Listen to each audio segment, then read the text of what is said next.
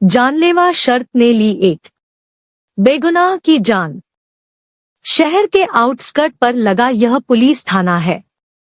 यहाँ पर हलचल शहर के और थानों की अपेक्षा कम ही रहती है। कारण स्पष्ट है कि आसपास ग्रामीण इलाका है, कुछ इलाका घना जंगली भी है। इस शांत जंगली इलाके में अक्सर शराबी लोग पार्टियां करने के लिए आया करते हैं। जनवरी की शुरुआत है और मौसम की ठंडक अपने शबाब पर। थाने के पूरे स्टाफ की नए वर्ष के सेलिब्रेशन की खुमारी अभी तक टूटी नहीं थी। शाम के लगभग 4 बजे थे। साहब, पास के जंगल में एक लाश पड़ी है। थाने के अंदर घुसता हुआ 20 से 21 साल का एक युवक बोला। तो मैं क्या करूं? स्वागत डेस्क पर बैठा जवान, जो रिपोर्ट लिखने का भी काम करता था, अधखुली आंखों से बोला। साहब, आप मेरा यकीन कीजिए, चाहे तो आप उस जगह पर चलकर देख लो, वह युवक बोला। तू कौन है? तुझे पता चला कि वह लाश ही है? हो सकता है कोई आदमी दारू पीकर बेसुध पड़ा हो। जवान उसी अवस्था में बोला। साहब, मेरा नाम राधेश्याम है और मैं मवेशी चराता हूँ। मवेशियों को वापस गांव में लाते समय मुझे वह लाश दिखाई दी थी। वह कोई शराबी या कोई सोया हुआ आदमी नहीं था। उसके शरीर पर कुछ अजीब तरह से जलने के निशान थे, उस युवक ने बताया। जाकर जंगल के चौकीदार को यह बात बता। नियमों के अनुसार चौकीदार की रिपोर्ट पर ही पुलिस तस्दीक करने जाएगी। वह पुलिस वाला उस युवक को टरकाने के मकसद से बोला। साहब, मुझे मवेशियों को उनके मालिकों को सौंपना है, इसी वजह से मैंने चौकीदार को नहीं खोजा, युवक ने साफ साफ बता दिया। तो जाकर मवेशियों को उनके मालिकों को वापस कर दे। जब चौकीदार की तरफ से सूचना आएगी तब कार्रवाई हो जाएगी। पुलिसकर्मी उस युवक को टालते हुए बोला। क्या कर रहे हो राम सिंह? एक मर्डर की इन्फॉर्मेशन को इतने हल्के में ले रहे हो? अंदर की तरफ के ऑफिस से निकलते हुए इंस्पेक्टर आलोक कुमार बोले। मैंने अपने ऑफिस में बैठे हुए पूरी बात सुन ली है। अरे साहब, इस जंगल में लोग नए साल की पार्टी करने के लिए आते हैं और जब कोई नशे में धुत हो जाता है तो उसके साथी उसे ऐसे ही छोड़कर निकल जाते हैं। यह भी कोई इसी तरह का आदमी होगा जो होश में आने पर उठकर चला जाएगा, और अगर लाश होगी तो चौकीदार हमें सूचित करेगा ही, राम सिंह ने जवाब दिया। नहीं नहीं साहब, वह लाश ही है, राधेश्याम बीच में ही बोल पड़ा। तुझे कैसे पता कि वह लाश ही है? इंस्पेक्टर ने पूछा। क्योंकि साहब, उसके हाथ और पैर बंधे हुए हैं, शरीर पर कपड़े भी नहीं है और बदन पर कुछ अजीब तरह के निशान हैं, राधेश्याम ने बताया। किस तरह के अजीब निशान हैं? इंस्पेक्टर ने पूछा। जैसे चमड़ी के जलने के बाद आते हैं, उस तरह के, राधेश्याम ने बताया। राम सिंह, फोटोग्राफर और बाकी स्टाफ को तैयार करो, मामला गंभीर लग रहा है। हम इस लड़के की बताई हुई जगह पर चलेंगे, इंस्पेक्टर ने कहा। कुछ ही देर में इंस्पेक्टर पुलिस टीम और राधेश्याम को साथ लेकर जंगल में पहुंच गए। वहां 50 से 55 साल के किसी आदमी की लाश थी। उसके हाथ पैर बंधे हुए थे, कपड़े कुछ दूरी पर पड़े हुए थे। ऐसा लग रहा था कि हाथ पैर बांधने के बाद उसके कपड़े फाड़कर उतार दिए गए हों। जिस तरह चीता या ज़ेब्रा के शरीर पर धारियां होती हैं, कुछ उसी तरह की पतली पतली धारियां सी उसके शरीर पर दिखाई दे रही थी।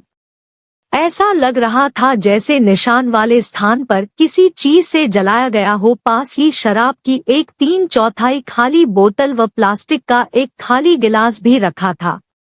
देखिए साहब, मैं कह रहा था न कि लोग इस जंगल में शराब पार्टी करने के लिए ही आते हैं। यह शराब पार्टी के लिए ही यहाँ आया था, राम सिंह बोला। अगर पार्टी के मकसद से यहाँ आए होते तो कुछ और गिलास भी होने चाहिए थे, पर यहाँ सिर्फ एक ही गिलास है। दूसरा, इसके पहनावे और चेहरे मोहरे से भी यह उस स्तर का व्यक्ति नहीं लग रहा कि पार्टी कर सके। बल्कि मुझे तो यह खुद एक भिखारी जैसा लग रहा है, इंस्पेक्टर ने कहा। सर, हो सकता है कि पार्टी करने के लिए ही आए हों और कुछ विवाद हुआ हो और वह सब इसका मर्डर करके भाग गए हों। हमें फिंगरप्रिंट न मिल पाए, यही सोचकर खाली गिलास अपने साथ ले गए हों। शरीर पर कपड़े नहीं है, इससे ऐसा भी लगता है कि कहीं अवैध संबंधों का मामला न हो, एसआई शफीक अहमद ने कहा। पार्टी जैसा कोई माहौल तो लग नहीं रहा है। ऊपर से शरीर पर यह धारीनुमा निशान इस बात की तरफ इशारा कर रहे हैं कि इन स्थानों पर इसे जलाया गया है, इंस्पेक्टर आलोक ने अपना शक जाहिर किया। मगर इतनी बारीकी से कौन जला सकता है? अगर ऐसा हुआ है तो यह एक बड़ी शानदार कलाकारी है, एसआई शफीक ने कहा। ऐसे निशान तो सिर्फ करंट के जलने से आते हैं। यहाँ पर आसपास दूर तक कोई बिजली की लाइन नहीं है। ऐसे में यहाँ करंट देकर जलना कुछ तर्कसंगत नहीं लगता, इंस्पेक्टर ने बताया। यह भी तो हो सकता है कि इसे कहीं और करंट देकर मारा गया हो और जांच की दिशा भटकाने के लिए यह बोतल और गिलास यहाँ रख दिए हो, राम सिंह बोला।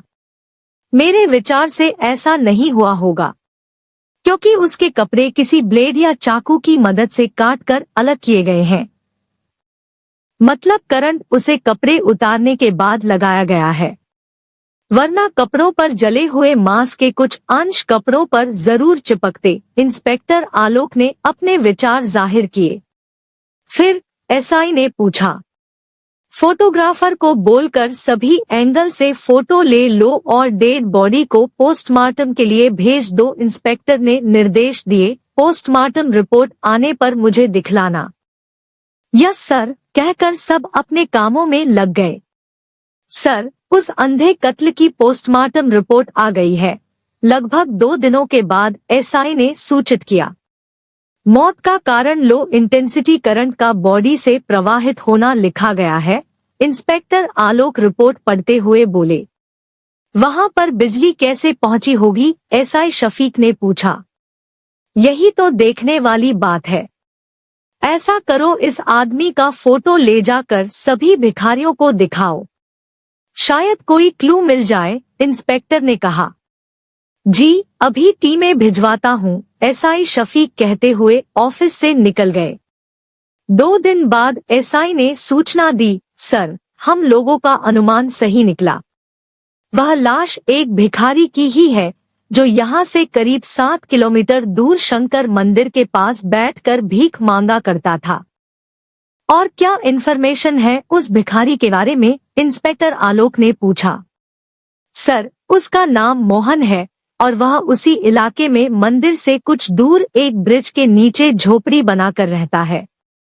उसके परिवार के बारे में कुछ अता पता नहीं है। अकेले ही रहता था। बहुत ही शांत प्रवृत्ति का इंसान था, लेकिन शराब पीने का बहुत शौकीन था।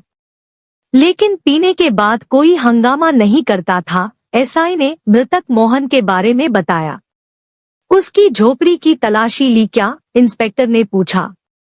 जी सर, झोपड़ी की तलाशी के दौरान करीब 1000 रुपए नकद मिले। कोई भी ऐसी चीज नहीं मिली जिसे देखकर कोई संदेह पैदा होता हो, एसआई शफीक ने बताया।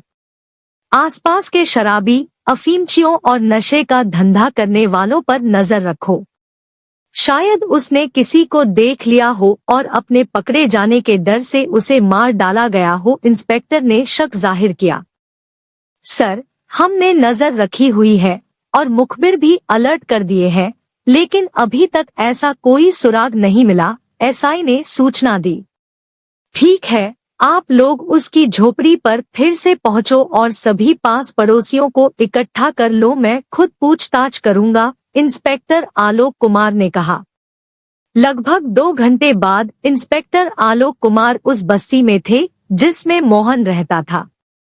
साहब, मोहन एक सीधा सादा इंसान था जो सिर्फ अपने पीने और खाने से मतलब रखता था। वह एक नियम का पक्का था कि चाहे कितना भी बड़ा त्योहार हो, मंदिर में कितनी भी भीड़ हो, लेकिन शाम को 8 बजे के बाद कभी भीख नहीं मांगता था। उसके बाद उसका पीने का ही काम रहता था। कभी हम लोगों में से किसी के साथ भी उसका कभी कोई विवाद नहीं हुआ। भीड़ में मौजूद एक बुजुर्ग भिखारी ने बताया। उसका कोई दोस्त, कोई दुश्मन? इंस्पेक्टर आलोक ने पूछा। नहीं साहब, वह किसी से ज्यादा बात नहीं करता था। हाँ, पिछले 15 से 20 दिनों से वह सामने के चौराहे पर ऑटो मैकेनिक नदीम की दुकान पर जरूर 5 से 7 मिनट रुका करता था। शायद वह कुछ बता सके, वहां मौजूद लोगों में से एक ने बताया। नदीम कैसा आदमी है? मेरा मतलब वह शराब, अफीम या कोई और नशा करता है क्या? इंस्पेक्टर ने पूछा। यह तो पता नहीं, हम तो जाते नहीं उसकी दुकान पर क्योंकि हमारे पास तो कोई गाड़ी है नहीं, वह व्यक्ति बोला।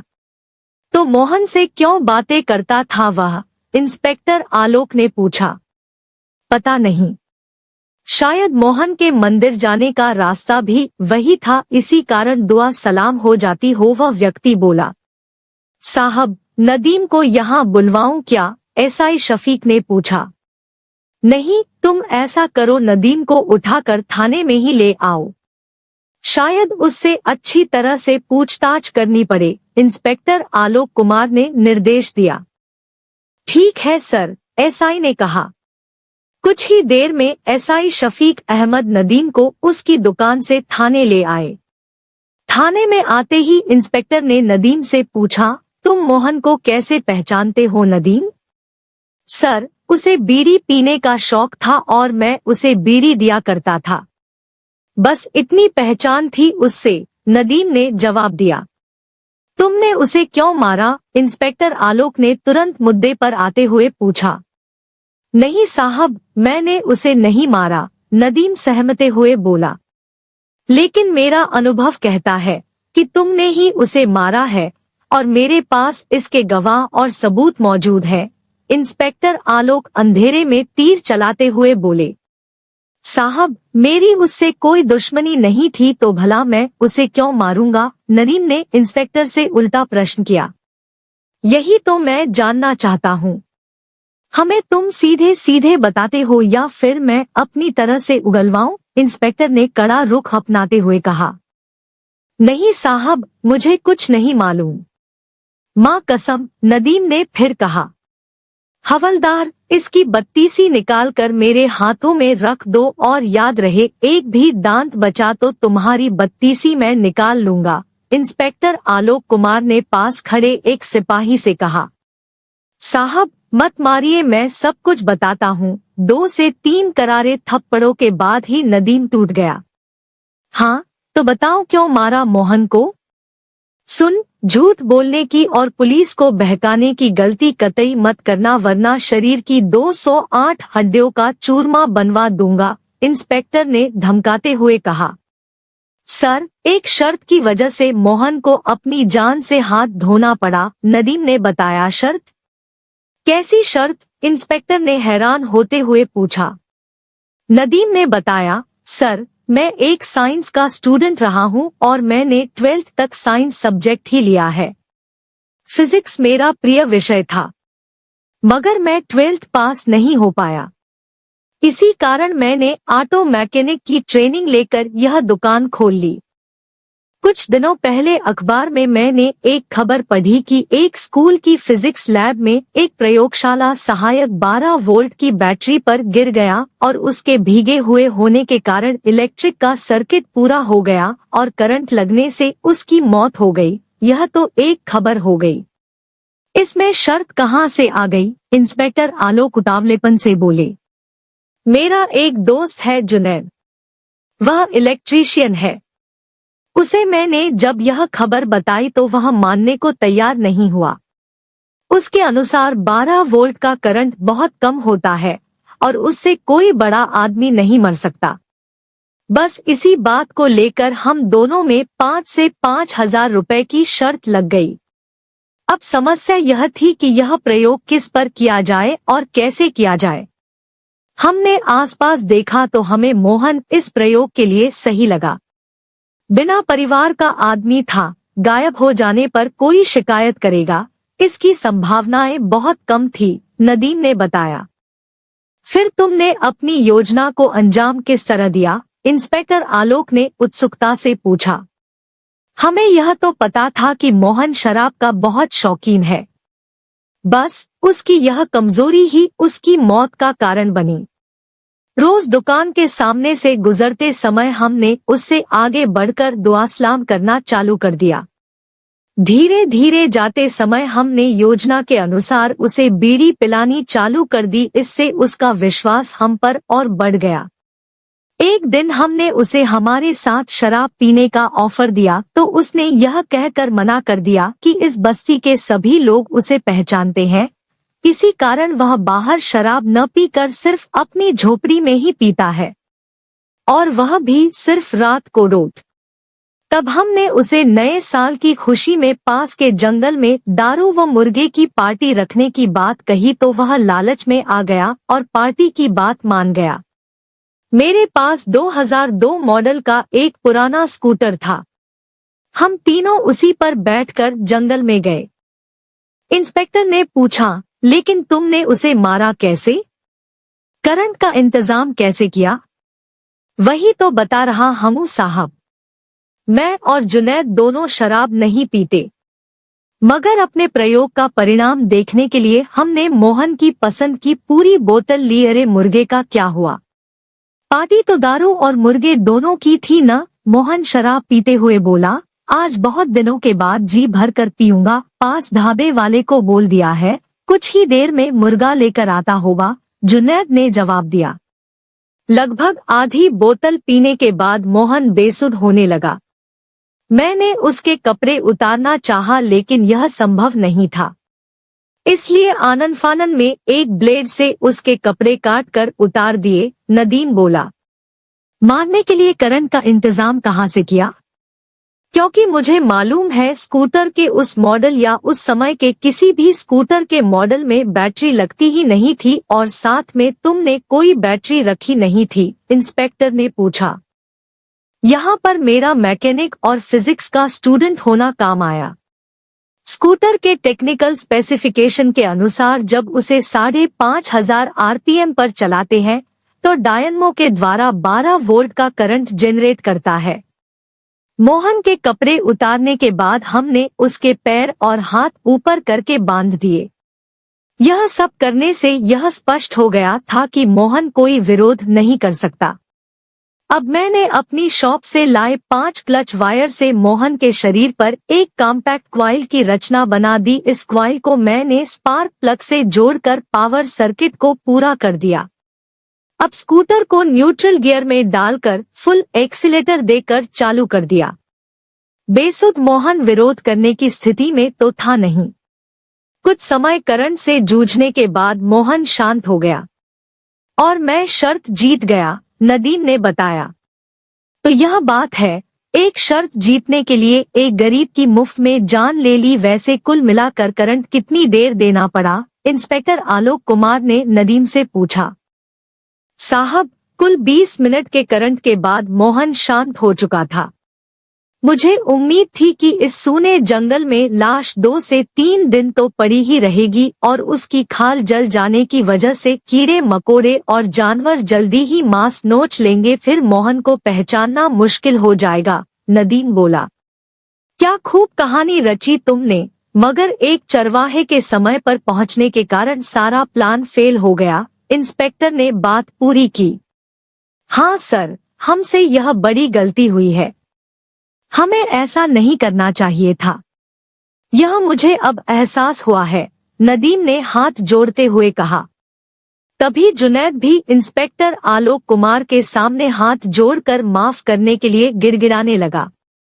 तुम लोगों ने एक बेगुनाह का मर्डर किया है, इसलिए तुम्हें इसकी सजा तो मिलनी ही चाहिए। वो तो भला हो उस चरवाहे का जिसने लाश की जानकारी पुलिस को दी, वरना लाश डैमेज हो जाने के बाद केस भी आसानी से नहीं खुल पाता, इंस्पेक्टर आलोक कुमार ने कहा। इसके बाद उन्होंने एसआई शफीक अहमद से कहा कि इन दोनों को मोहन की हत्या के आरोप में गिरफ्तार कर जेल भेजने की कार्रवाई करें। एक मामूली शर्त की वजह से नदीम और जुनैद को जेल जाना पड़ा।